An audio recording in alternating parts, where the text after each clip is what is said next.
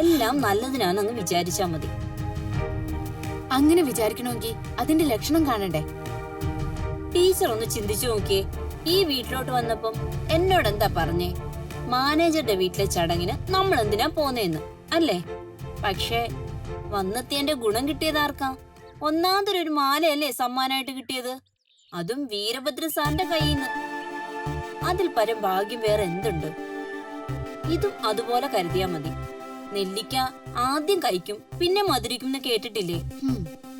ലക്ഷണം കണ്ടിട്ട് ഈ നെല്ലിക്ക എന്നെ കൊണ്ട് വെള്ളം കുറെ കുടിപ്പിക്കുന്ന മട്ട. ആ വരുന്നിടത്ത് വെച്ച് കാണാം, അല്ലാതെ എന്ത് ചെയ്യാനാ?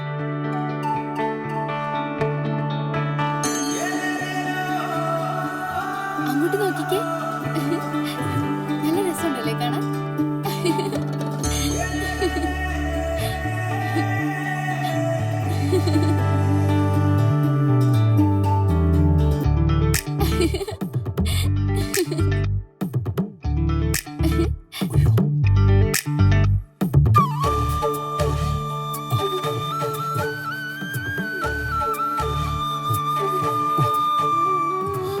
ദേവൻ സാർ.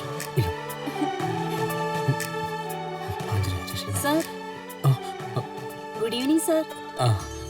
എന്താ ഇവിടെ? അച്ഛനെ കാണാനാണോ? അല്ല, ആർച്ച കൊച്ചമ്മ കാണണോന്ന് പറഞ്ഞു. എന്നെയല്ല, ഈ കുട്ടിയെ.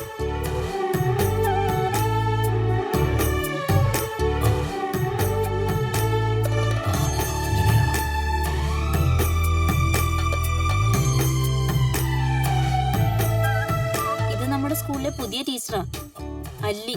ഇന്ന് ജോയിൻ ചെയ്തതേ ഉള്ളൂ. ആർച്ചയെ കാണാനാണെങ്കിൽ അകത്ത് പോയിരിക്കായിരുന്നല്ലോ. എത്ര നേരം ഇവിടെ ഇങ്ങനെ? സാരമില്ല സർ, ഞങ്ങള് വെയിറ്റ് ചെയ്തോളാം. ശരി.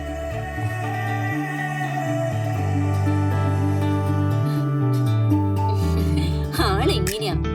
പെണ്ണുങ്ങളുടെ മുഖത്ത് നോക്കില്ല. അതെന്താ അങ്ങനെ? കടുത്ത ആഞ്ജനേയ ഭക്തനാ. ആഞ്ജനേയര് കല്യാണം കഴിക്കില്ല പോലും. പെണ്ണുങ്ങളുമായി ഒരു ബന്ധവും പാടില്ലത്രേ.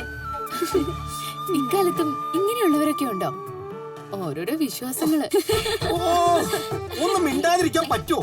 ഏത് നേരം നോക്കിയാലും കലപില്ല കലപില്ല കലപില്ല. അതിന് ഞങ്ങള് ബഹളം ഒന്നും ഉണ്ടാക്കിയില്ലല്ലോ. ബഹളവും കൂട്ടണ്ട, വർത്തമാനം പറയണ്ട, ചിരിക്കാൻ വേണ്ട. ഇനി അത് കണ്ടിട്ട് വേണം എനിക്ക് അടുത്ത പണി കിട്ടാൻ.